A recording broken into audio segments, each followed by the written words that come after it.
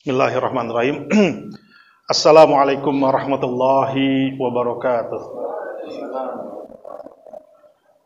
Alhamdulillahirabbil alamin wa bihi nasta'in wa ala umuri din waddin wa salatu wassalamu ala asyrafil anbiya mursalin habibina wa syafi'ina wa maulana Muhammadin nabiyil mursalin wa alihi wa sahbihi wa man tabi'ahum bi ihsan ila yaumil amma ba'du.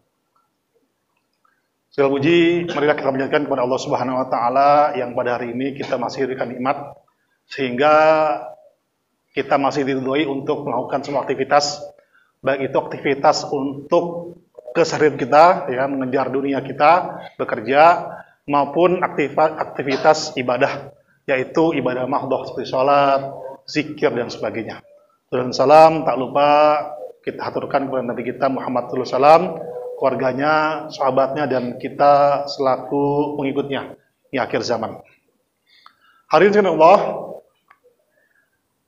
tentunya saya yakin kita di sini sudah sering berdoa, ya, karena doa merupakan ibadah yang paling mudah atau gampang, ya. Kita bisa berdoa kapan saja, di mana saja, dalam keadaan apa aja. Ya, dalam keadaan lapang kita berdoa, apalagi dalam keadaan sempit. Dalam keadaan bahagia kita juga berdoa, apalagi dalam keadaan nestapa, sengsara, kita juga berdoa. Dalam keadaan kaya kita juga harus berdoa, apalagi dalam keadaan miskin kita juga harus berdoa. Dan ternyata hadirin, Allah Subhanahu wa Ta'ala senang jika hambanya berdoa, jika hambanya itu memohon kepadanya. Karena itu salah satu manifestasi dari surat Al-Fatihah yang kita baca, Iyyaka na'budu wa iyyaka nasta'in. Hanya kepadamu kami menyembah dan hanya kepadamu kami mohon. Justru kalau kita nggak pernah berdoa, Allah marah, ya. Allah nggak suka kalau kita nggak pernah berdoa. Karena apa? Kita dianggap nggak butuh Allah. Ya. Karena itu Allah sangat senang jika hambanya sangat bergantung kepadanya. Ya. Maka saking senangnya Allah Ta'ala ketika kita berdoa, maka sebagai jaminannya kata Allah, ya, ud'uni astajib lakum. Berdoalah kepadaku, maka doa kalian pasti dikabulkan. Itu jaminan dari Allah. Maka kata Imam Malik, ya, dalam kitab Muwatta'nya mengatakan bahwa doa itu jawabannya cuma 3. Ya. Pertama adalah diberikan sesuai dengan apa yang diinginkan. Itu baik, kata Imam Malik. Yang kedua, diberikan tidak dikabulkan sesuai dengan keinginannya, tapi diganti dengan yang lebih baik. Itu lebih baik. Yang ketiga, kata Imam Malik, ya, tidak dikabulkan di dunia, tapi dikabulkan di akhirat. Dan itu kata Imam Malik yang terbaik. Jadi doa kita, Pak, nggak ada yang sia-sia, nggak ada yang percuma. Berdoalah sebanyak-banyaknya, mintalah kepada Allah sekuat-kuatnya, ya, semampunya, karena Dia tidak akan mengacuhkan kita, Dia pasti mengabulkannya. Ya, itu yang pertama. Hadirin Allah, ada sebuah doa, ya, yang selalu paling sering Nabi baca. Ya. Bahkan doa itu dipanjatkan oleh beliau ketika beliau sedang pergi haji. Ya. Kita tahu bahwa sepanjang hidup beliau itu berhaji cuma sekali. Ya, sekali.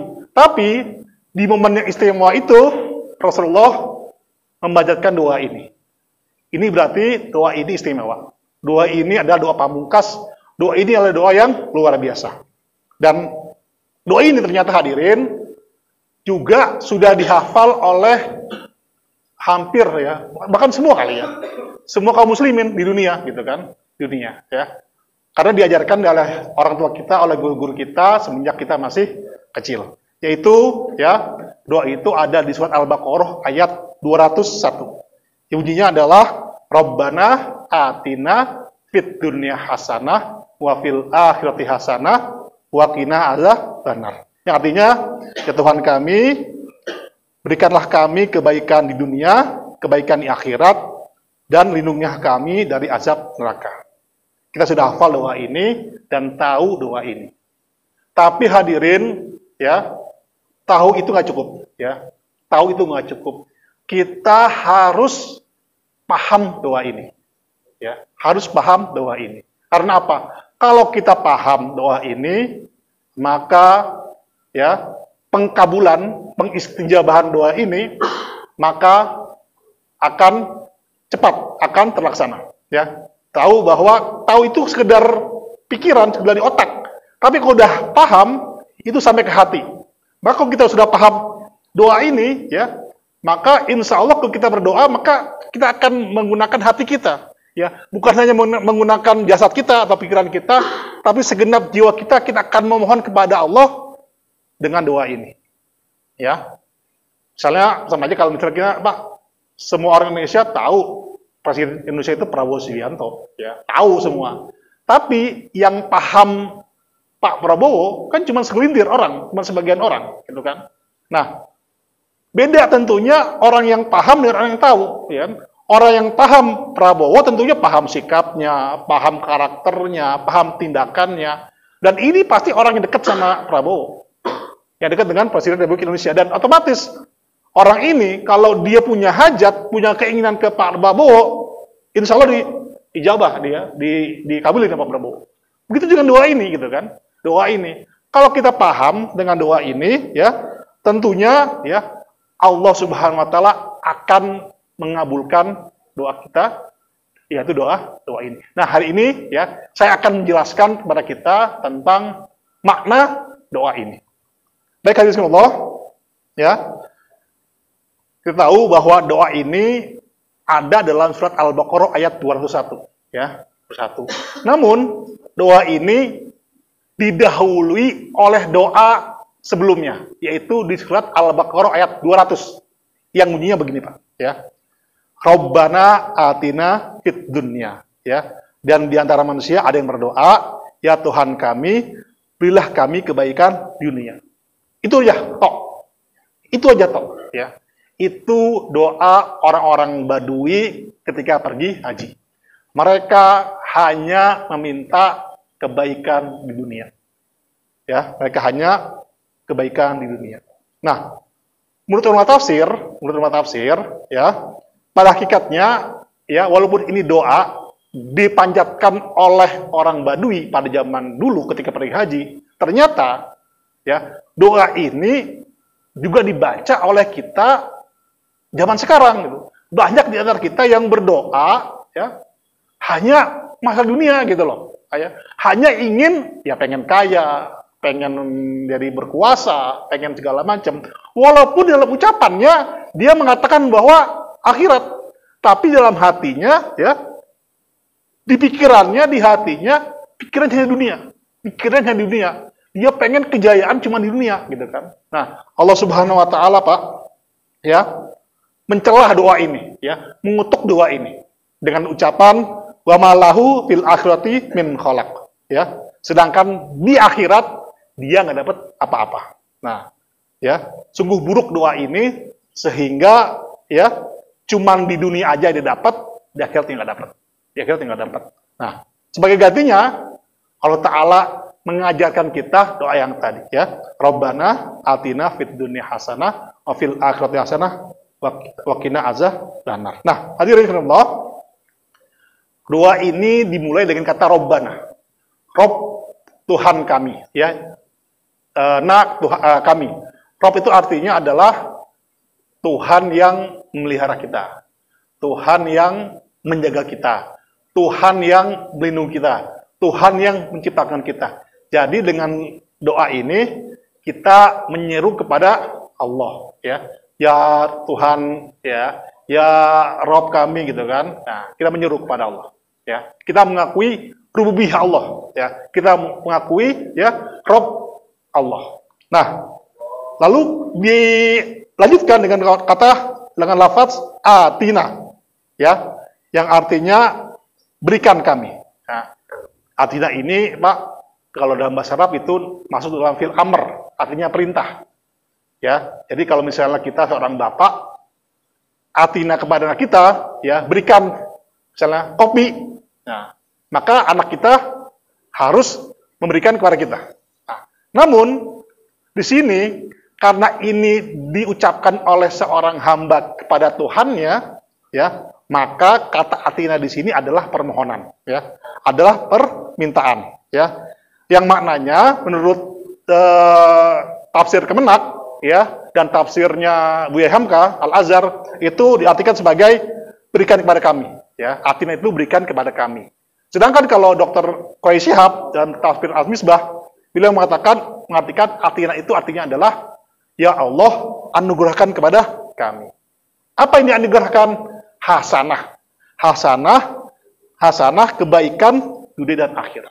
Nah, hadirin sekalian Allah, ya, hasanah di sini artinya adalah, ya, kita minta semua kebaikan. Nah, kebaikan di sini adalah kebaikan yang menyebabkan bukan hanya kebaikan dunia, juga kebaikan akhirat. Ya, sebab ada juga doa yang minta kebaikan, ya, dunia, tapi di akhiratnya nggak baik.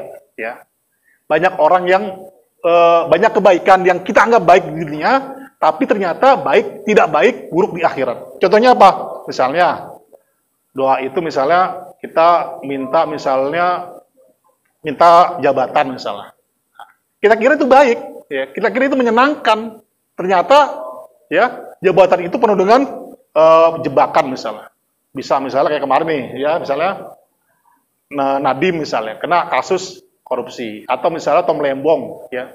Walaupun dia menteri, ya, tinggi emang jabatannya, tapi itu pun dengan jebakan. Atau misalnya kita minta kebaikan, misalnya minta harta yang banyak, kayak Korun, ya. Dia kira dengan harta yang banyak itu dia akan baik, ternyata apa? Harta yang banyak itu, ya, malah membenamkan dia, malah memberikan azab kepada dia. Atau dia minta ilmu yang banyak, seperti Haman. Haman itu punya ilmu yang banyak, ya. Tapi ilmunya dia, pengetahuan dia bukan bikin dia mulia, tapi malah menghancurkan dia ke dalam neraka. Itu tidak dengan doa ini, ya. Tidak doa ini. Nah, hasanah di sini adalah kebaikan yang membawa manfaat, ya, baik di dunia dan membawa manfaat di akhirat.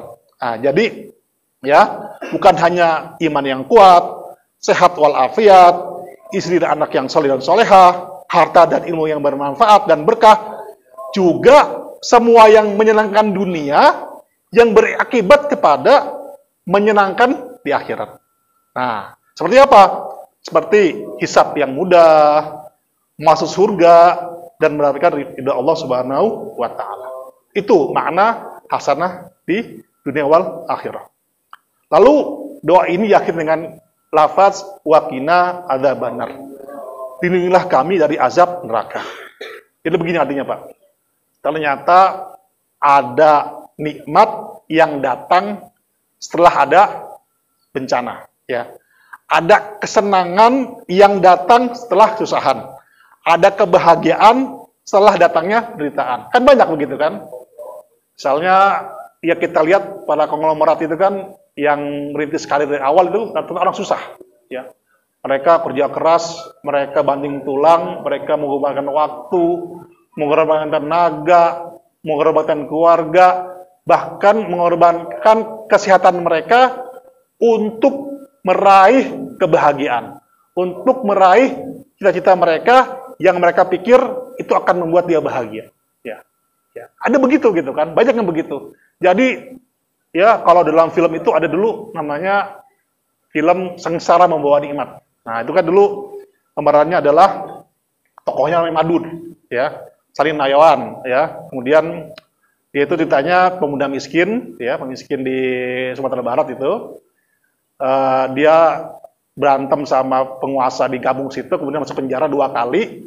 Akhirnya apa? Dikirim ke Bandung, ketemu sama Halimah yang diperankan oleh Desi Ratnasari. Kemudian dia kerja dengan opsir di Belanda, kemudian sukses. Kemudian hidup bahagia menikahi Desi Ratnasari. Jadi kebahagiaan si Madun itu, ya, datang setelah berantem sama penjahat, masuk penjara 2 kali, difitnah segala macam, baru dia bahagia. Nah, dalam doa ini nggak begitu. Dalam doa ini nggak begitu. Ya. Doa ini meminta bahwa kita meminta kepada Allah agar kita bahagia, ya, agar kita bahagia tanpa sengsara, ya, agar kita masuk surga tanpa masuk neraka, nah, agar kita terus-terusan bahagia. Nah, jangan sampai kita sengsara. Karena apa? Nggak ada jaminan kalau kita udah sengsara bakal bahagia, nggak ada jaminan, ya. Nggak ada jaminan kalau kita menderita bakalan bahagia, nggak ada jaminan, gitu kan? Siapa tahu menderita, terusan menderita, siapa tahu sengsara gitu kan. Nah, makanya doa ini, ya, Allah ajarin kepada kita, jangan minta kebahagiaan setelah sengsara. Jangan minta kebahagiaan setelah penderitaan. Enggak. Mintalah, ya, semuanya gitu. Kesenangan tanpa kesusahan. Kebahagiaan tanpa penderitaan. Kelapangan tanpa kesempitan. Nah, yang menarik hadirin, ya, yang menarik hadirin adalah dalam doa ini hadirin, bahwa kata hasanah, ya, diulang 2 kali, ya. Hasanah kebaikan di dunia dan hasanah di akhirat. Nah, ini artinya apa, hadirin? Bahwa kebaikan ada 2. Kebaikan ada 2. Kebaikan di dunia dan kebaikan akhirat.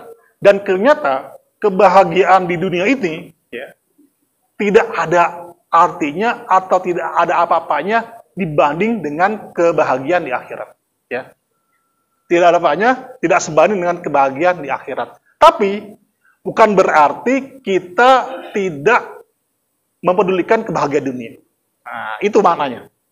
Tetap kita harus mengejar kebahagiaan dunia sebagai sarana kita mengejar kebahagiaan di akhirat.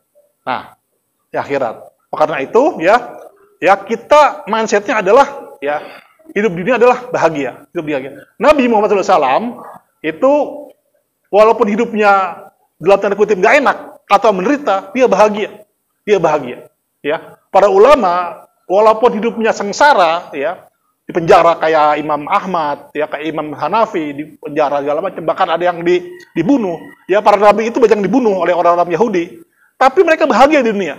Mereka bahagia di dunia. Tidak ada kata sengsara dalam hidupnya. Ini mindset, ya. Tidak ada bahagia kata sengsara dalam hidupnya, nggak ada. Mindsetnya begitu, ya.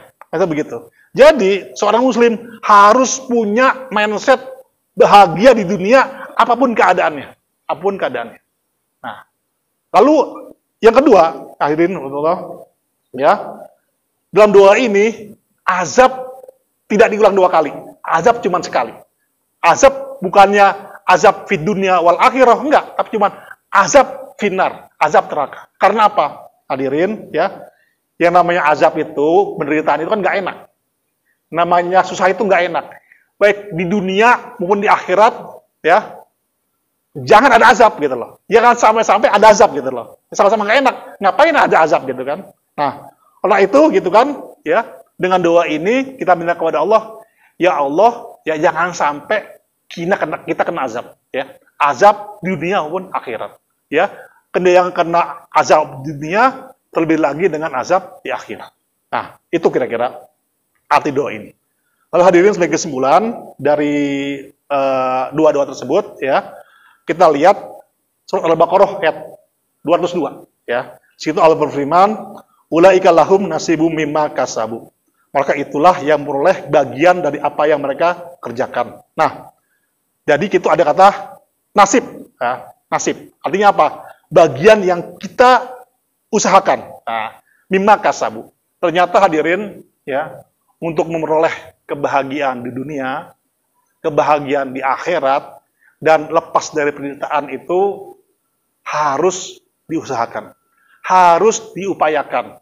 Nggak ada makan siang gratis, nggak ada percuma-cuma, nggak ada. Semua itu harus kita usahakan. Ya, dengan apa? Dengan berbuat baik. Dengan minta kepada Allah Subhanahu wa Ta'ala. Dan apa jawaban Allah dari usaha kita? Ya, wallahu sari'ul hisab.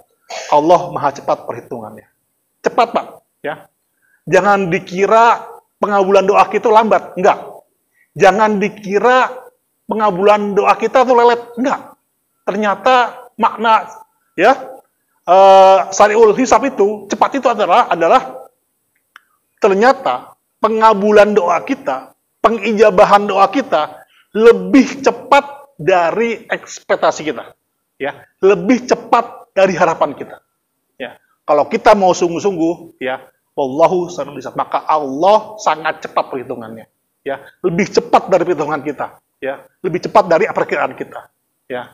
Oleh itu hadirin, ya, saya mengajak, yuk, ya, kita jangan bosan-bosan, ya, berdoa dengan doa ini, ya. Karena apa? Nabi juga nggak bosan-bosan berdoa dengan doa ini. Maka insya Allah, kalau kita sudah paham maknanya, kita sudah paham artinya, maka kita bisa berdoa ini dengan sepenuh jiwa, ya, segenap jiwa kita, sehingga pengabulan doa ini semakin cepat dan di luar dari harapan kita, melebihi dari harapan kita. Mudah-mudahan kita semua di sini mendapatkan kebahagiaan dunia dan akhirat, serta kita semua lepas dari neraka jahanam. Kita berdoa dulu. A'udzubillahi bismillahirrahmanirrahim. Allahumma malikal mulki tu'til mulka man tasya wa tanzi'u mimman tasya wa tu'izzu man tasya wa tudhillu man tasya biyadikal khair innaka 'ala kulli syai'in qadir. Tulijul laila fin nahari wa tulijun nahara fil lail wa tukhrijul hayya minal maiti wa tukhrijul maita minal hayy tarzuqu man tasya bighairi hisab. Allahumma inna hadza iqbalu nahari wa itbaru laili wa aswatu atik faghfirli. Allahumma innaka ta'lamu anna hadhihi al-qulub mustamat ala mahabbatik wa taqat ala ta'atik wa tawharid ala da'atik wa tahlat al-rusli syariatik wa zikillahumma rabbi ta'ahu adimut tahu wahdiha subulaha wa amlaha bin zikladhi la yahbu asrah sudu fil imani bik wa jamili tawakkuli alaika wa ahmi malikatik wa amit ta'ala bisabilik limal maula wa niman nasir. Allahumma aminullah ala sayyidina Muhammadin wa ala alihi wa sallam. Alhamdulillahi rabbil alamin. Wa minkum wa binastain. Assalamualaikum warahmatullahi wabarakatuh.